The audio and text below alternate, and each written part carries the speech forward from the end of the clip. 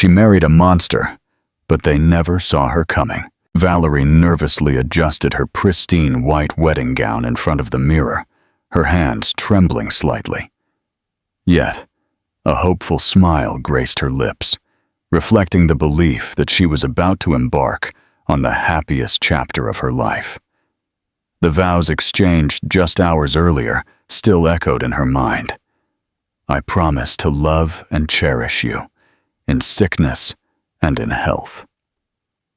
Daniel, with his confident demeanor and firm voice, had assured her he would always be by her side. But that promise, which still made her sigh with contentment, was about to shatter in the most brutal way imaginable. Upon arriving at the sprawling, yet eerily somber house they would now share, a property belonging to Evelyn, Daniel's mother. The atmosphere already felt suffocating. Evelyn greeted them with a chillingly detached embrace and a calculating gaze fixed on Valerie, a look that didn't go unnoticed. "Just so we're clear, Valerie, things in this house are done my way," Evelyn declared, breaking the brief silence. Daniel said nothing. Instead, he gave an almost imperceptible nod, as if such a statement were perfectly natural. Valerie let out a nervous laugh, attempting to lighten the mood. "Of course, Evelyn. I'm just happy to be here and learn the ropes." But before she could finish, Evelyn cut her off with a dismissive wave. "I don't want to hear it. I want to see it." The frigidness in her tone made it abundantly clear that this house would be anything but a welcoming home. That night, Valerie tried to talk to Daniel about how uncomfortable she felt, but he reacted unexpectedly. "Why do you have to complicate things?" he grumbled, tossing his jacket onto the sofa. "My mother is being kind enough to let us live here. You could show some gratitude." "Daniel, I felt she was a bit harsh with me. I just wanted to tell you," Valerie replied, trying to stay calm. Daniel let out a dry, dismissive laugh, always making a drama out of everything. That simple phrase hit her like a punch to the chest. That night, Valerie slept with the unsettling feeling that something in Daniel had changed, as if the man she married had vanished. The days that followed confirmed her fears. Evelyn imposed rules for everything, from what Valerie should cook to the clothes she could wear. Every suggestion was accompanied by scathing criticism. "That blouse is too tight. I don't want the neighbors thinking we have a—" Evelyn paused, letting the silence hint at the worst. "A what?" Valerie asked, a knot forming in her throat. "You know what I mean. Don't make me say it out loud." Every word was like a dagger, and Daniel never intervened. On the contrary, he seemed to back his mother, increasing his demands on Valerie. One afternoon, while Valerie was washing dishes, she overheard Daniel and Evelyn talking in the living room. "She needs to learn her place," Evelyn was saying. "She will. She just needs time," Daniel replied, though there was a hint of impatience in his tone. Valerie felt a flush of anger rise to her cheeks. Her place? What did that mean? In the following months, she understood with painful clarity. Daniel began to demand that she quit her job as a secretary, saying it wasn't appropriate for his wife to work while he dealt with the responsibilities of the household. The day she submitted her resignation was one of the most humiliating of her life. Her boss, a kind man who had trusted her professionalism, tried to convince her to stay. "Valerie, you're one of the best secretaries we've ever had. Are you sure this is what you want?" he asked with concern. "It's what's best for my marriage," she replied, her voice a mere thread, though tears threatened to betray her. That night, Evelyn celebrated her resignation with a poisonous comment. "Finally, you've understood how a real marriage works. Now you can truly call yourself a wife." When Valerie tried to defend herself, Daniel exploded for the first time. "Shut up, Valerie. You always have to ruin everything with your complaints. My mother is right. You should learn to be more grateful." The words echoed in the room, leaving Valerie frozen by the impact. But the hardest emotional blow came when Evelyn added with a cynical smile, "A woman who doesn't know how to obey her husband doesn't deserve respect." That phrase was tattooed in her mind, repeating like a venomous echo as she went up to the room she shared with Daniel. That night, as he slept peacefully beside her, Valerie cried in silence. She had imagined a future of love and companionship, but now she was trapped in a nightmare. Days turned into weeks, and Daniel and Evelyn's control became suffocating. Valerie was reduced to a shadow of the woman she once was. When she tried to share her suffering with an old friend, her friend looked at her in disbelief. "Valerie, you have to get out of there. This isn't normal." But Daniel had been clear. If Valerie spoke to anyone about what was happening in the house, she would face consequences. One night, after an especially violent argument, Daniel left her crying on the kitchen floor, while Evelyn watched from the doorway with a satisfied smile. Valerie clenched her teeth. She felt something inside her breaking, but also a small spark beginning to ignite. She didn't know how, but she had to get out of that house before it completely destroyed her. The following days were a downward spiral of humiliations and abuse. Valerie, always with a forced smile, tried not to show signs of weakness, but the atmosphere in the house grew more hostile with each passing day. Evelyn found new ways to belittle her, while Daniel, increasingly distant, reinforced his control over her. One morning, Evelyn summoned Valerie to the living room, while Daniel watched from his usual spot on the sofa. Evelyn's face was severe, almost triumphant. "I want to talk to you about something very important," she said, pausing deliberately to increase the tension. Valerie nodded, trying to hide her nervousness. "I can't tolerate your disrespect towards this family anymore. You don't clean well. You cook badly. And to top it off, you don't know how to behave like a wife." "I'm doing my best, Evelyn. I always try." Valerie began to justify her effort, but was abruptly interrupted. "Trying isn't enough," Evelyn snapped, hitting the table with her hand. "If you can't meet the expectations of this house, perhaps we should reconsider your place here."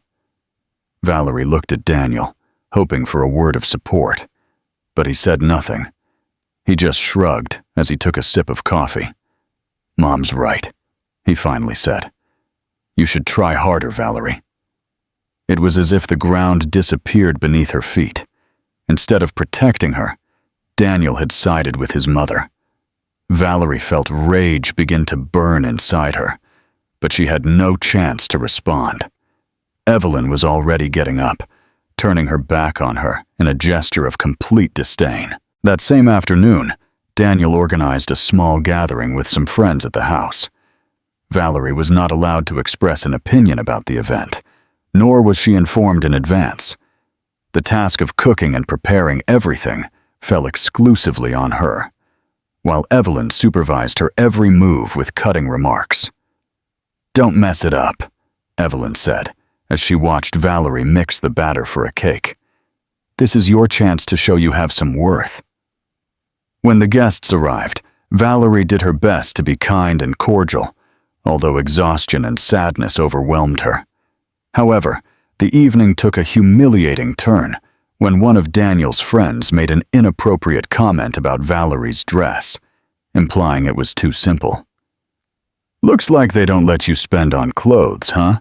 the man said with a mocking smile, provoking laughter among those present. Valerie felt her face burn with shame, but before she could respond, Daniel added with a dry laugh. "Not that she has much fashion sense, does she?" The laughter echoed in the room, and Valerie had to quickly excuse herself, claiming she needed to check on something in the kitchen. She closed the door behind her, her hands trembling as she clung to the edge of the sink. Tears began to fall in silence, but a noise behind her startled her. It was Evelyn. "I hope you're not thinking of making a scene," she said with an ironic smile. "It would be so embarrassing for Daniel." Valerie bit her lip to keep from responding. She was trapped in a web she didn't know how to untangle. Every time she tried to get up, they pulled her further down. That night, when everyone had left and the house was silent, Valerie confronted Daniel. "Why did you let them humiliate me like that?" she asked, her voice broken. Daniel, who was already half asleep, looked at her with irritation. "Don't make a drama out of this. It was just a joke. Stop being so sensitive." "It wasn't a joke. You were cruel," Valerie retorted, her voice rising slightly more than usual. Daniel suddenly stood up, his eyes dark and cold, as she had never seen them before. "Lower your voice," he said in a threatening tone. "Don't make me lose my patience." The silence that followed was deafening. Valerie backed away, realizing that any resistance could lead to even worse consequences. That night, as he slept, she lay awake, staring at the ceiling, and wondering how she had reached that point. The cycle of humiliations and abuse continued for weeks, until one day, while Valerie was cleaning the house, she found a letter Evelyn had left on the table. It was an invitation to a charity event where Daniel and Evelyn would be the hosts. "You won't be attending, of course," Evelyn said, noticing Valerie looking at the letter. "These kinds of events aren't for someone like you." The humiliation was constant, but Valerie knew something inside her was changing. Every hurtful word and every contemptuous gesture fueled a spark that was beginning to burn within her. That night, as she watched the empty house from the balcony, Valerie swore she would find a way out. That spark that was beginning to burn inside Valerie grew rapidly. However, every attempt to rebel against the oppression met an impenetrable wall. Daniel had become a man she barely recognized, and Evelyn, with her controlling attitude, seemed determined to destroy any trace of Valerie's self-confidence. One evening, while Valerie was preparing dinner, Daniel arrived home earlier than usual. His mood was somber, and the weight of daily tension seemed to be on his shoulders. Evelyn, as always, was sitting on the sofa, observing Valerie's every move. "Dinner's late," Daniel said, dropping his briefcase on the floor forcefully. "I'm almost done.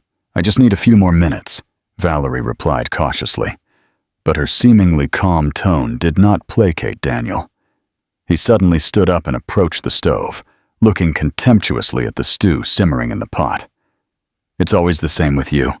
You can't even do something as simple as this correctly." Valerie felt her heart race. "Daniel, I'm doing my best." He didn't let her finish. In a fit of rage, he hit the pot, causing the stew to spill all over the floor. The sound of metal hitting the tiles echoed throughout the house. Valerie backed away, her hands trembling as she tried to hold back tears. Evelyn watched from the living room, her face inscrutable, as if it were all part of a show she had seen many times before. "Clean it up," Daniel ordered in an icy tone. Valerie dropped to her knees on the floor and began to scoop up the remnants of the stew with a cloth. Her hands were covered in hot food, and the physical pain only added to the emotional weight she carried. As she cleaned, a tear fell to the floor, mixing with the mess around her. "Stop crying. You're acting like a child," Daniel said, before leaving the kitchen, leaving Valerie alone with her pain. Evelyn, who had been silent all along, finally spoke. "If you don't learn to handle a man, you'll end up alone and with nothing." That night, Valerie couldn't sleep. She sat on the edge of the bed, looking at the marks on her hands from the hot stew. Evelyn and Daniel's words echoed in her mind, but something inside her was beginning to strengthen. The next morning, Valerie decided she needed to talk to someone. She thought of Maria, her mother, but Daniel had forbidden her any contact with her family. "They're a bad influence," he had said more than once.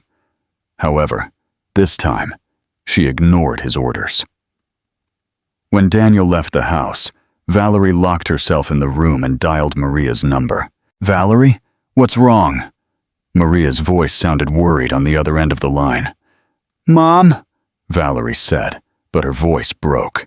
She couldn't continue. "What did they do to you?" Maria asked urgently.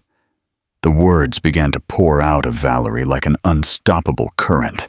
She told her about the humiliations, the yelling, Evelyn's contemptuous glances, and Daniel's suffocating control.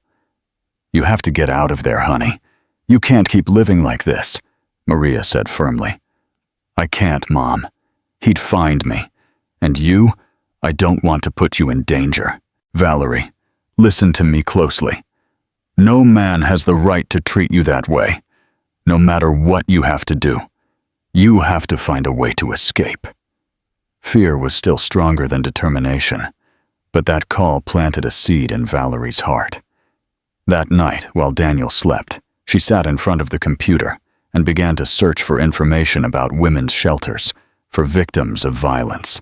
However, Daniel soon realized that something was changing in Valerie.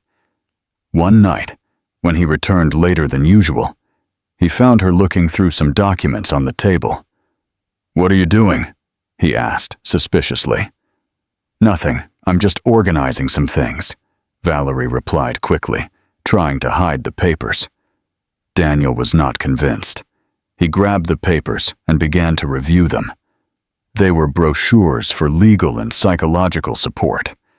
His face twisted into a mixture of fury and mockery. "So now you're planning to leave me?" he said, throwing the papers on the floor. "Do you think you can just leave without consequences?" Valerie felt fear paralyze her, but she managed to respond. "I just wanted to get informed. It doesn't mean anything." "You better not," Daniel snapped. "Because if you try anything, I promise you'll regret it." That threat was the last straw.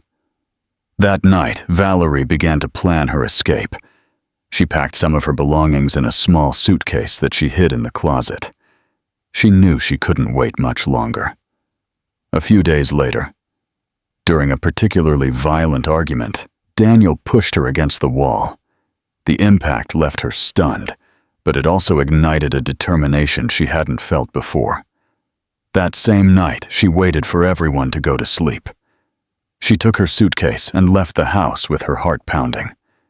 With the little money she had managed to hide, she took a taxi to Maria's house. When she arrived, her mother greeted her with open arms. But upon seeing the marks on Valerie's face and arms, she couldn't hold back her tears. "This is over, honey. I'm not going to let you go back to that man," Maria said firmly. For the first time in a long time, Valerie felt a glimmer of hope, but she knew the battle had just begun. Before we continue, we'd love to hear from you. Where are you reading this from? Drop a comment with your city or country. We'd love to know and understand where these stories resonate from. Maria, seeing Valerie's state, wasted no time. She helped her clean her wounds and gave her clean clothes. Meanwhile, Valerie's thoughts were a whirlwind of fear, anger, and shame. She knew Daniel wouldn't sit idly by once he discovered she was gone. "Mom, he's not going to let this go. He's going to come looking for me," Valerie said, her voice trembling, looking at the door as if Daniel could walk in at any moment. Maria, with a mix of love and determination in her eyes, replied, "Let him try. You're not alone, honey. I won't let anyone hurt you again." That night, Maria sat with Valerie and listened to everything her daughter had endured. Every blow, every insult, every humiliation. Maria's anger was palpable, but she tried not to show it too much, knowing that Valerie was on the verge of breaking. "We'll do this together, Valerie. We'll find help. We won't let them keep destroying you." The next morning, Maria accompanied Valerie to a neighborhood hospital. Valerie tried to cover the marks on her face with a scarf, but the nurse's watchful eyes immediately caught on to what was happening. "Are you the patient?" one of the nurses asked, pointing to the marks. Valerie nodded slowly. "Please, follow me." The doctor who attended her asked detailed questions, but Valerie could barely respond. When the doctor suggested filing a police report, Valerie hesitated. I can't, Doctor. If Daniel finds out I went to the police, it's your right, Valerie, and it's also necessary to protect you, Maria said, holding her daughter's hand. Finally, Valerie agreed. With the medical report in hand, Maria took Valerie to an organization that helped women in domestic violence situations. There, they met a lawyer named Michael, who received them with kindness and professionalism. Valerie, you are not alone in this. There are laws that protect you, and my job is to make sure you get justice, Michael said, taking notes as Valerie recounted her story. Michael explained that they needed to gather solid evidence to file a formal complaint against Daniel. Do you have messages, photos, anything we can use? He asked. Valerie thought about her phone, where she had saved some messages from Daniel that showed his more controlling and threatening side. She also remembered the time she tried to take photos of the marks on her skin, but she had deleted them for fear that Daniel would discover them. I have some messages, but not many photos, Valerie said with a hint of guilt, as if she hadn't done enough to defend herself. Don't worry, Michael replied with a reassuring smile. With the messages and your testimony, we can start. Meanwhile, Maria took charge. She went to Evelyn's house, while Valerie remained in the temporary shelter offered by the organization. Upon arriving, she knocked loudly on the door, and Evelyn answered with an expression of contempt. What are you doing here? I declare that Valerie is never coming back, Maria said firmly, leaving no room for a reply. Evelyn let out a mocking laugh. You don't decide that. Daniel is her husband, and she belongs to him. Evelyn's words made Maria's blood boil. She took a step towards her and pointed an accusing finger. Listen to me, Evelyn. My daughter doesn't belong to anyone, neither to you nor to your coward of a son. And if you try to approach her, you'll answer to me and to justice. Evelyn, surprised by Maria's attitude, tried to maintain her composure. Don't talk about justice. You don't know who you're dealing with. I don't care who you are or what you think you can do. This time, Valerie isn't alone. Maria turned and left the house without waiting for a response. She knew Evelyn's words were more than simple threats, but she was determined to protect her daughter at all costs. Back at the shelter, Valerie worked with Michael to strengthen her case. Every text message, every witness willing to talk about what they had witnessed in that house was a piece of the puzzle. They even managed to contact a neighbor who had heard constant yelling and was willing to testify. However, the momentary calm was broken one night when Daniel appeared at Maria's house, pounding on the door furiously. I know she's here, Maria! Let me in! He shouted as the door trembled with each blow. Maria approached the door but didn't open it. Instead, she spoke in a firm voice from the other side. Go away, Daniel. Valerie is no longer yours to control. You have no right to separate me from my wife! He yelled, growing increasingly agitated. You yourself took care of destroying that right. Now get out before I call the police. Daniel cursed loudly and finally walked away, but not without leaving a final threat. This isn't over, Maria. Inside the house, Valerie listened to everything from a corner, tears streaming down her face. What did I do to deserve this, Mom? She asked between sobs. It's not what you did, honey. It's who they are. But this will end, I promise.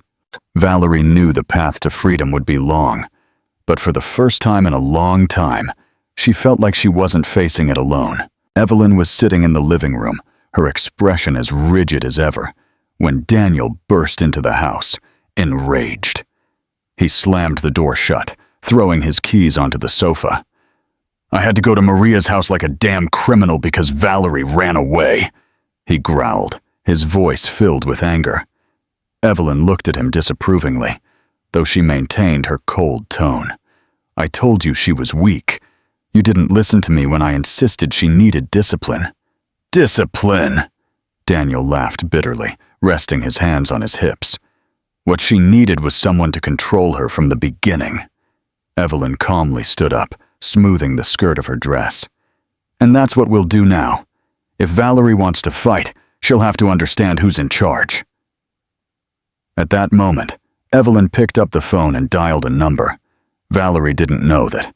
From that instant, Evelyn and Daniel were beginning to prepare a legal and emotional counterattack to regain control. Meanwhile, at the shelter where Valerie was under protection, Michael, the lawyer, was reviewing the documents Maria had brought from Evelyn's house. Among them was a copy of the marriage certificate and several invoices in Daniel's name, which showed the level of financial control he had over Valerie. This shows that he kept her completely financially dependent, Michael said, pointing to the invoices. It's important to strengthen your case. Valerie nodded, but her face was full of doubts. What if it's not enough? Daniel is very manipulative, and Valerie paused, her voice trembling as she remembered her mother-in-law's poisonous words. Michael placed a hand on the table to get her attention. Valerie, we are going to win this, but I need you to trust me and be strong. We cannot allow them to intimidate you anymore. Maria, for her part, couldn't stay calm. She decided to confront Evelyn directly. Dressed with determination, she arrived at the house she hated so much, but this time with the backing of knowing that Valerie was safe, even if temporarily. Evelyn opened the door with a cynical smile. "Oh, Maria, did you come to return my daughter-in-law?" "No, Evelyn. I came to make it clear that if you dare to approach Valerie again, you will face legal consequences." "Legal?" Evelyn let out a sarcastic laugh. "What would you know about that?" "Enough to know that I have the medical report, Daniel's messages, and witnesses willing to speak in court. So don't underestimate what I can do," Maria replied firmly, her voice filled with a strength Evelyn didn't expect. For the first time, Evelyn seemed uncomfortable, but she quickly regained her composure. "You don't intimidate me, Maria. This is not your battle. Perhaps it's not my battle, but she's my daughter, and no one will harm her while I'm alive." Before Evelyn could respond, Maria turned and left, leaving Evelyn with a mix of fury and concern. Valerie wasn't sure what to expect when her case went to court. The days that followed were a mix of hope and fear. Michael worked tirelessly, gathering evidence and preparing Valerie's testimony. On the day of the trial, Valerie was nervous, but the presence of Maria and Michael gave her the strength she needed to enter the courtroom. Daniel and Evelyn were already there, their faces tense as their lawyers spoke in low voices. When Valerie took the stand, Daniel's eyes pierced her, but she decided not to be intimidated. With a trembling voice at first, she began to recount the months of abuse, control, and humiliations she had suffered. "He took my job, my independence, and my dignity. He made me feel worthless," Valerie said, her eyes filled with tears as she looked at the judge. "But the most painful thing was that he never defended me from his mother's humiliations." Evelyn stirred uncomfortably in her seat as Daniel tried to interrupt, but his lawyer stopped him. When Daniel's lawyer took the floor, he tried to paint Valerie as a problematic and exaggerated woman. "Isn't it true that on several occasions you complained about trivial things, such as the dinner menu?" he asked, trying to trivialize her suffering. Valerie remained calm. Complaining about something trivial does not justify the beatings, the insults, and the constant control. Valerie's testimony was supported by the medical report and Daniel's messages that Michael presented as irrefutable evidence. He also called the neighbor as a witness, who confirmed having heard constant yelling and arguments in the house. When the judge adjourned the session, Valerie felt that she had finally done something for herself. But the outcome was still uncertain. The tension in the courtroom was palpable when the judge resumed the session. Valerie sat next to Michael, who was looking through some documents with a serious but confident expression. In front of them, Daniel and Evelyn seemed less sure of what they had shown at the beginning of the trial. Their lawyers spoke in low voices, whispering possible strategies. But the evidence against them began to pile up like an insurmountable wall. When the judge spoke, he asked the lawyers for both sides to present their final arguments. Psychological, physical, and emotional abuse is not a trivial matter, Your Honor. The messages, the medical report, and the testimonies demonstrate a pattern of control and violence that has deeply harmed my client, Michael said firmly, pointing to Valerie. What she needs is not just justice, but protection to ensure she is never again subjected to this kind of suffering. Daniel's lawyer, on the other hand, tried to minimize the facts, claiming that the accusations were exaggerated and that Valerie simply didn't know how to adapt to the dynamic of a traditional family. My client is a hard-working man, Your Honor. All he did was try to maintain order in his home, something his wife misinterpreted as control. Daniel nodded from his seat, but the judge did not seem convinced. His gaze remained fixed on the documents in front of him, and in his eyes, a mixture of disbelief and disapproval of the defense's arguments could be discerned. Finally, it was Valerie's turn to give her final statement. She stood up with trembling hands, but looking at Maria, who smiled at her from the back of the room, she felt a surge of strength. I am not here to seek revenge or to hurt anyone. I am here because I need to get my life back. For months I lived in fear, feeling that everything I did was wrong. They made me believe I was worthless. But I am here today to show that is not true. Valerie took a deep breath, and for the first time looked directly at Daniel. You promised me love and protection, but what you gave me was humiliation and pain. No more. The silence in the room was overwhelming. Evelyn looked away, while Daniel maintained his hardened expression, though his eyes reflected something that could be regret or simple frustration at seeing he was losing control. Hours later, Valerie and Maria waited in a small cafe near the courthouse while the judge deliberated. Michael arrived with an envelope in his hand and an expression of relief. We did it, Valerie. Michael placed the envelope on the table. The judge has ruled in your favor. You have the divorce, protection orders, and financial compensation for the damages suffered. Valerie felt tears begin to stream down her face, but this time they were not of sadness. Maria hugged her tightly as both cried with relief. This is not just a legal victory, honey. It's a victory for you, for your freedom, Maria said with a proud smile. However, Michael warned them that they still needed to be cautious. Daniel may try to appeal or even seek ways to violate the orders, but you have my support, and whatever happens, we will be prepared. Back at her house, Evelyn could not hide her rage. How could you let this happen? She yelled at Daniel, while he remained seated on the sofa, drinking in silence. I warned you that you couldn't trust that woman. Enough, Mom, Daniel replied in a tired voice. I lost, okay? Don't remind me. Evelyn, however, was not willing to accept defeat. She picked up her phone and dialed a number. I have to fix this. That woman can't get away with this. Meanwhile, Valerie and Maria returned to their home.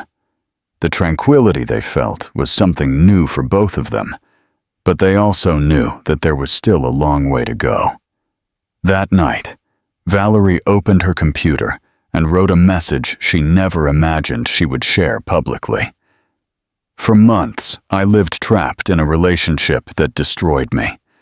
But today, I can say that I am free. My story doesn't end here.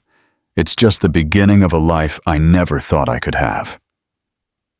Valerie shared her post on social media, unaware that soon, thousands of women would read her story and find in it an example of strength and resilience. Valerie's life had changed radically since the day she left Daniel and Evelyn's house. Although the emotional wounds still hurt, Little by little, she felt the weight of her past begin to ease. Every day with Maria was a reminder that she had made the right decision. Although it wasn't easy to rebuild from scratch, one morning, while Valerie was reviewing her social media post, she noticed that she had received hundreds of comments and messages of support. Women from all over the country shared similar stories, thanking her for having the courage to speak openly about her experience. "I had no idea so many women were going through the same thing, Mom," Valerie said, showing some of the messages to Maria. "It's because no one talks about this, honey, but you did. And look how you're inspiring others." One of the messages that impacted her most came from a woman who had fled an abusive marriage years ago. In the message, she explained how she had started over with a small sewing business. The idea resonated with Valerie, who had always loved designing and making clothes. "What if we do the same, Mom?" Valerie asked excitedly. "We could start small, just the two of us." Maria smiled. "I always knew you had a talent for that. If you want to try it, I'm with you." With the little money they had, Valerie and Maria bought fabrics, needles, and thread.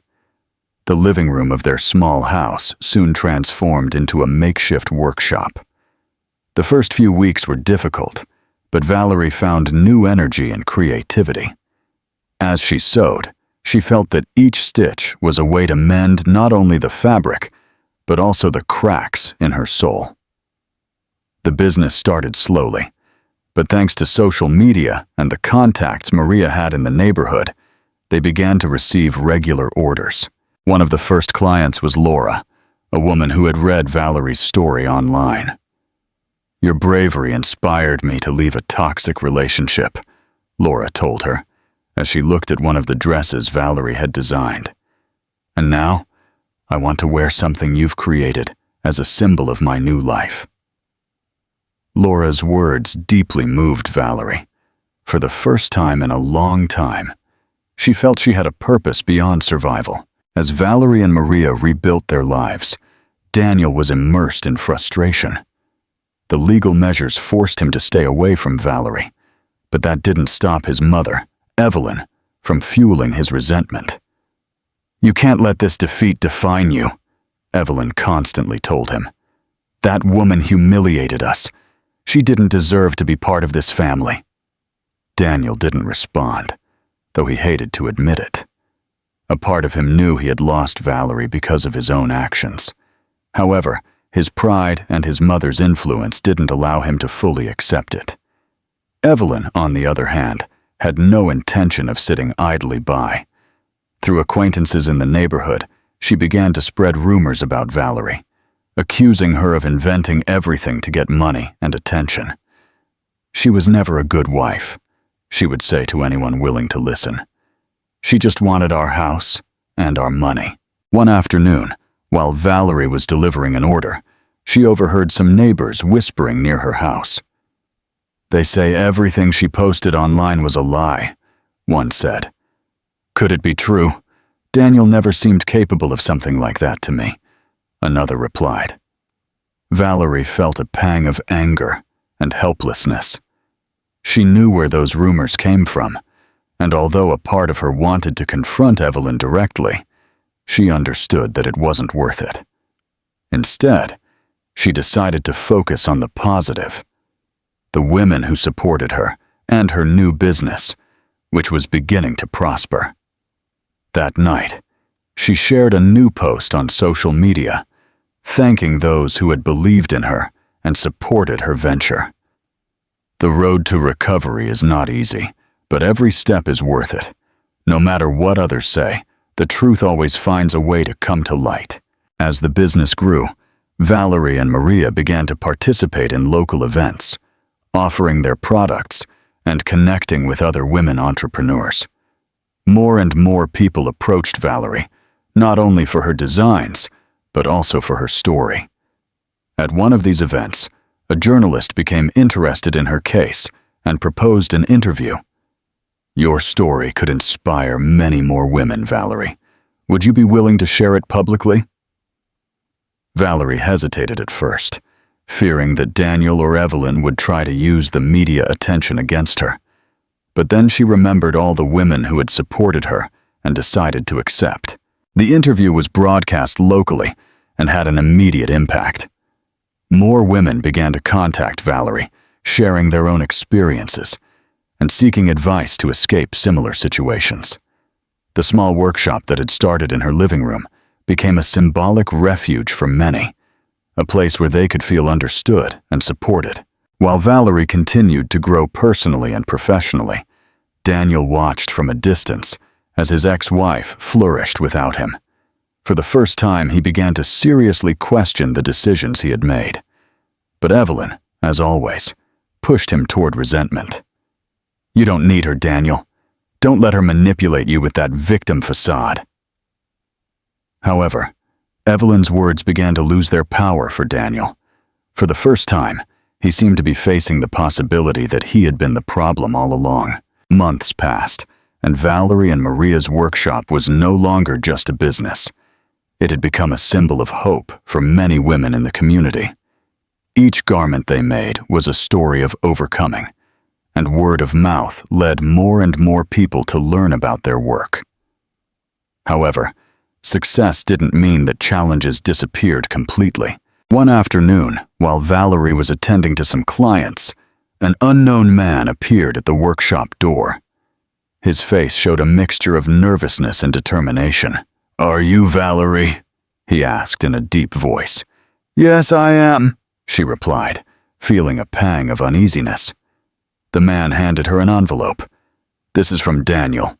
Valerie took the envelope with trembling hands and opened it immediately. It was a notification from a lawyer, indicating that Daniel was requesting a review of the protection orders and claiming that the financial compensation agreement had been unfair. Maria, noticing the change in Valerie's expression, quickly approached. "What's wrong, honey?" "Daniel, he's trying to reverse the court ruling," she replied, feeling the fear she had tried to overcome return. Maria took the document and read it carefully. "He can't do this. You already won the case, Valerie." "I know Daniel, Mom. He never gives up when he feels he's lost control." That night, Valerie called Michael to inform him of the situation. The lawyer, though annoyed by Daniel's strategy, reassured her. "This is more an attempt to intimidate you than something with legal grounds. Don't worry. We'll face him as we did before." However, the stress deeply affected Valerie. Her nights became restless again, filled with nightmares in which she relived the darkest moments of her relationship with Daniel. During the day, she tried to hide her anxiety while working in the workshop, but Maria noticed her tension. "You can't let this stop you, honey. You already escaped his control once, and you can do it again." "And what if I can't, Mom? He always knows how to break me." Maria took Valerie's hands firmly. "No more. This time you're not alone." The day of the review hearing arrived quickly. Valerie appeared in court with Michael and Maria by her side, while Daniel and Evelyn arrived together as a united front. Evelyn, as always, maintained her haughty expression, looking at Valerie with contempt.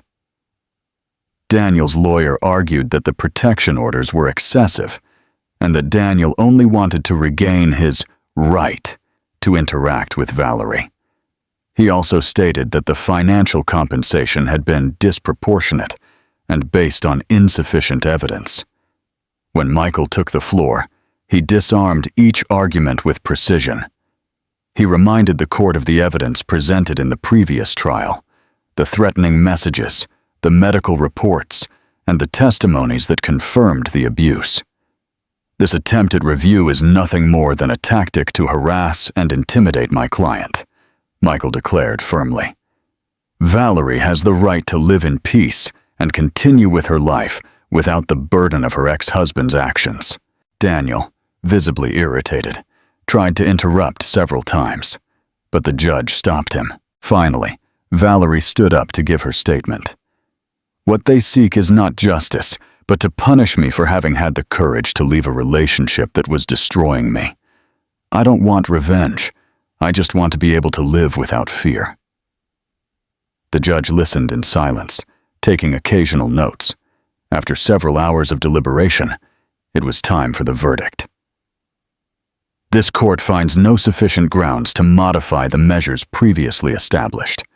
The protections will remain in force, and the compensation granted to Ms. Valerie will be maintained as ruled." Valerie felt a weight lift from her shoulders. As Evelyn and Daniel left the courtroom with expressions of defeat, Maria embraced Valerie. "You did it again, honey. You faced him and won." Back home, Valerie decided it was time to take another step toward her recovery. That same night, she organized an event at her workshop for women who had read her story on social media. She wanted to create a space where they could share their experiences and find mutual support. The event was a success. More than 20 women gathered, some with tears in their eyes, as they told their own stories of abuse and overcoming. Valerie realized that she was not only rebuilding her life, but also helping others find the strength to rebuild theirs. Meanwhile, Daniel, in his isolation, began to face an uncomfortable truth. Evelyn, in an attempt to maintain her control over him, continued to fuel his resentment. But something in Daniel had changed. For the first time, he began to question not only Valerie's actions, but also his own. "Maybe it was my fault that everything ended up like this," he said one night, leaving Evelyn speechless. "Your fault?" she replied, with a mixture of fury and surprise. "She destroyed this family, Daniel." "No, Mom. Maybe there wasn't a family to destroy," he replied with a bitter tone before leaving the room. For the first time, Daniel seemed to be facing his own responsibility. With each passing day, Valerie felt her life taking a new direction. The workshop that had started as a small project had now become a solid business. But more than financial success, what truly filled her with pride was the support network she had created around it. Women who once felt as trapped as she did now came together to share stories, resources, and hope. One afternoon, while Valerie was working on a dress for a special client, Maria entered with a radiant smile and a letter in her hand. "It's for you, honey," she said, handing her the envelope. Valerie opened it with curiosity. It was an invitation to speak at a local forum on domestic violence. They had read her story and wanted her to share her experience with other women seeking the courage to free themselves. "What do you say?" Maria asked, though her face already held a clear answer. Valerie smiled, but there was a flicker of nervousness in her eyes. "I don't know if I'm ready for something like that." "If anyone is ready, it's you, Valerie. You've already shown you have the strength to inspire others." The day of the forum arrived faster than Valerie expected. The room was filled with women of all ages, some accompanied by their children. Valerie stood in front of the microphone, feeling a mixture of fear and determination. "A year ago, I never would have imagined being here, speaking with you," she began, her voice trembling slightly. "For a long time, I thought my life had no way out. I believed that pain and humiliation were all I deserved, but I was wrong." As she spoke, tears began to roll down her cheeks, but she didn't try to hide them. Her vulnerability made the audience connect deeply with her. "Today, I am here because someone believed in me when I couldn't. My mother, Maria, gave me the strength to move forward, but I also learned to believe in myself, and that is something none of us should forget. We are stronger than we think." When she finished, the room erupted in applause. Several women approached her to thank her, some sharing how her story had inspired them to seek help or to make decisions they had postponed out of fear. While Valerie prospered, Daniel continued to struggle with his new reality. Although still under Evelyn's influence, something inside him had changed. One night, while looking at a photo of his wedding with Valerie, He remembered how everything had begun with love and promises. "When did I ruin everything?" he murmured, leaving the photo on the table. Evelyn, hearing his voice, entered the room with an expression of irritation. "Stop tormenting yourself, Daniel. That woman was never for you." "No, Mom. I was never for her," he replied, surprising Evelyn with his honesty. Daniel began to distance himself from his mother, spending more time alone, reflecting on his mistakes. Although he had never been good at expressing his feelings, he knew he had lost Valerie because of his own inability to be the man she deserved. One afternoon, as Valerie was closing the workshop, an unexpected client appeared at the door. It was Daniel. "What are you doing here?" Valerie asked, her body tensing immediately. Daniel raised his hands in a gesture of peace. "I didn't come to cause you problems. I just want to talk." Valerie hesitated, but finally let him in, staying close to the door. "I want to apologize, Valerie," Daniel said, his eyes showing a sincerity she had never seen before. "I know nothing I say can erase what I did to you. I was a coward, and there isn't a day that I don't regret it." Valerie looked at him with a mixture of disbelief and caution. "And what do you expect me to do with your apology, Daniel?" "Nothing. I expect nothing. I just wanted you to know that I recognize my mistakes." The silence between them was heavy, filled with painful memories. Finally, Valerie spoke. "Thank you for saying it, but this apology changes nothing. What I need from you is for you to move on with your life and let me live in peace." Daniel nodded slowly. "I will. I promise." When he left, Valerie closed the door and stood for a few moments in silence, processing what had happened. Although Daniel's words didn't erase the harm, she felt it was a necessary closure for that chapter of her life. That night, Valerie sat with Maria at the kitchen table. "Are you okay, honey?" Maria asked. "Yes, Mom. I think I finally am." Both smiled at each other, knowing that although the path had been difficult, they had arrived at a place where peace and hope were possible. The days following the unexpected encounter with Daniel marked a turning point for Valerie. Although the emotional scars were still present, the fact that Daniel had accepted his mistakes allowed her to close a chapter that for a long time had felt like an open wound. Now she could focus entirely on her new life. The workshop had become a place of inspiration, not only for her and Maria, but also for the women who had found refuge in that space. Every design, every garment that came out of there, carried with it a story of resilience and hope. One morning, Valerie received a call that left her speechless. It was from an international organization that had heard about her case and the impact her workshop was having on the community. They wanted to invite her to participate in a conference in Mexico City, where she would share her experience in front of leaders, activists, and the media. "Me? Speak in front of so many people?" Valerie asked, feeling anxiety begin to form in her chest. "Of course you, honey," Maria said with a warm smile. "You've come further than you imagined, and this is just the beginning." The day of the conference arrived, and Valerie, dressed in one of her own designs, stepped onto the stage in front of a crowd that watched her intently. Although nerves were present, she took a deep breath and began to speak with the same sincerity she had shown in her initial post. "A year ago, I was a broken woman, trapped in a cycle of abuse that I thought I could never escape. Today, I'm here, not because I am stronger than other women, but because I decided I deserved something better." Valerie recounted her story, from the dark days in Daniel's house to the moment she decided to flee, find help, and rebuild her life.